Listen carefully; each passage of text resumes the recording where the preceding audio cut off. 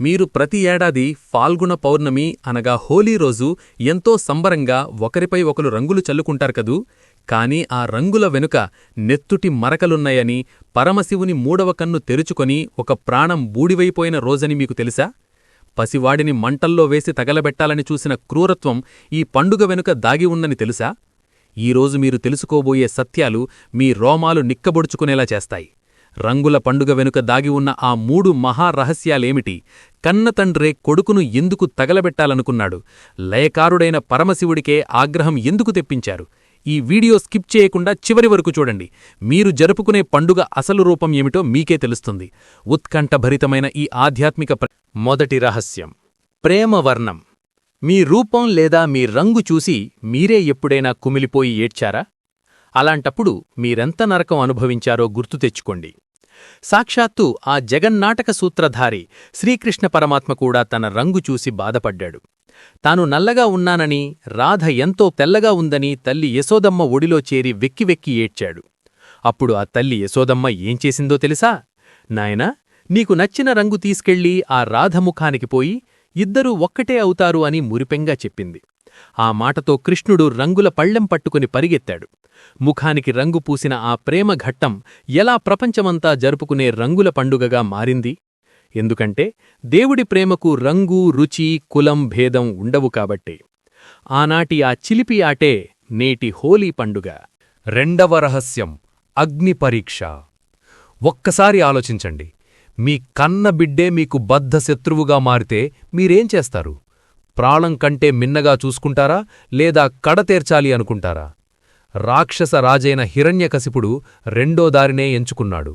తన కన్న కొడుకు ప్రహ్లాదుడు తన బద్ధశత్రువైన శ్రీహరిని ఆరాధిస్తున్నాడని తట్టుకోలేకపోయాడు.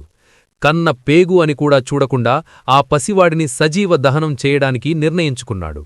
అప్పుడు జరిగిందే ఒక మహాద్భుతం. రాక్షసరాజు తన చెల్లెలు హోలికను పిలిచాడు. ఆమెకు అగ్నిదేవుని వరముంది. మంటల్లోకి వెళ్లినా ఆమె దేహం కాలిపోదు. పసివాడిని తన ఒడిలో కూర్చోబెట్టుకుని ఆమె మండుతున్న చితిలోకి దూకింది. కాని అక్కడ అగ్ని ఆమెను ఎందుకు దహించింది? పసివాడు ఎందుకు బతికాడు? ఎందుకంటే దేవుడిచ్చిన వరాన్ని అధర్మం కోసం వాడితే ఆ దేవుడే దాన్ని ఉపసంహరించుకుంటాడు. ఇదే చరిత్రలో నిలిచిపోయిన హోలికా దహనం. మూడవ రహస్యం ప్రాణత్యాగం. మీకోసం లేదా ఈ లోక కళ్యాణం కోసం తమ ప్రాణాలను చిరునవ్వుతో త్యాగం చేసేవారు ఎవరైనా ఉన్నారా? ఒక్క క్షణం మీ మనసునడగండి. పురాణకాలంలో ఒకరున్నారు. ఆయనే మన్మధుడు. సతీవియోగంతో పరమశివుడు ఘోర తపస్సులో ఉంటే లోకాలు అల్లకల్లోలమయ్యాయి. సృష్టి ఆగిపోయింది. ఘోర తపస్సులో ఉన్న శివుడికి తపోభంగం చేస్తే తన మరణం తథ్యమని మన్మధుడికి ముందే తెలుసు. ప్రాణం పోతుందని తెలిసి లోకరక్షణ కోసం పూలబాణం ఎక్కుపెట్టాడు. శివునిపైకి వదిలాడు. అంతే, రుద్రుడి మూడవ కన్ను ఒక్కసారిగా తెరుచుకుంది. క్షణాల్లో మన్మధుడు భస్మమయ్యాడు. ప్రేమను పంచే దేవుడే బూడిదెందుకయ్యాడు? ఎందుకంటే దేవుడైనా సరే నూతన సృష్టి జరగాలంటే పాతది దహనమవ్వక తప్పదు. ఆ భస్మ పండుగనాడు బూడిదను ఎందుకు పూసుకుంటారో ఎప్పుడైనా ఆలోచించారా? అది కేవలం బూడిద కాదు, మన్మధుడి త్యాగానికి గుర్తు. కామదహనం తరువాత మిగిలిన పవిత్ర భస్మమది. మనసులోని చెడు కోరికలను అగ్నికి ఆహుతి చేస్తేనే ఆత్మకు ప్రశాంతత దొరుకుతుంది అనడానికి ఇదే సజీవ సాక్ష్యం. ఇప్పుడు మీకొక రోమాంచితమైన నిజం చెబుతాను, జాగ్రత్తగా వినండి. ఈ మూడు మహాఘట్టాలు అహంకారి అయిన హోలిక దహనం కావడం, కృష్ణుడు రాధకు రంగులు పూయడం, పరమశివుడు మన్మధుణ్ణి భస్మం చేయడం, ఇవన్నీ వేరువేరు యుగాల్లో జరిగినా అన్నీ జరిగింది సరిగ్గా ఒకే పవిత్ర దినాన. అదే ఫాల్గుణ పౌర్ణమి. దీని అంతరార్థమేమిటి? ఆ పరమాత్మ మనకు ఏమైనా సందేశం ఇస్తున్నాడా? మీ మనస్సాక్షిని ఒక్కసారి ప్రశ్నించుకోండి. మీ లోపల ఉన్న రాక్షసుణ్ణి, అహంకారాన్ని మీరు ఎప్పుడైనా కాల్చేశారా? హోలీ అంటే బజారులో రంగులు చల్లుకోవడం కాదు, మనలోని చెడును దహించడం. పగ, ద్వేషం, అసూయ అనే మంటల్లో మనల్ని మనం శుద్ధి చేసుకోవడం. ఎప్పుడైతే ఆ చెడు నాశనమవుతుందో అప్పుడే మన జీవితంలోకి ప్రేమ అనే రంగులు ప్రవేశిస్తాయి. నిజమైన భక్తి ఉంటే మంటలు కూడా పూలపాన్పవుతాయని ప్రహ్లాదుడు నిరూపించాడు. స్వచ్ఛమైన ప్రేమ ఉంటే రంగులు కూడా దైవత్వం అవుతాయని కృష్ణుడు చూపించాడు. నిస్వార్థ త్యాగం ఉంటే మరణం కూడా శాశ్వత కీర్తి అవుతుందని మన్మధుడు చాటాడు. ఈ ఫాల్గుణ పౌర్ణమి నాడు ఆ పరమాత్మ దయ మీ అందరిపై ఉండాలని మనస్ఫూర్తిగా కోరుకుంటున్నాను.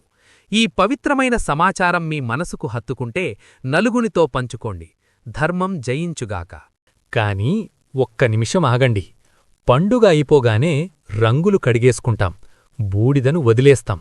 కాని మీ మనసులో గూడు కట్టుకున్న మకిలిని ఎలా కడుగుతారు? ప్రహ్లాదుడిని కాపాడిన ఆ దేవుడు ఇప్పుడెక్కడున్నాడు అని మీరెప్పుడైనా ప్రశ్నించుకున్నారా? ఆయనెక్కడో ఆకాశంలో లేడు, మీలోనే ఉన్నాడు. మీ కష్టాల్లో, మీ కన్నీళ్లల్లో ఆయన మీ వెన్నంటే ఉన్నాడు.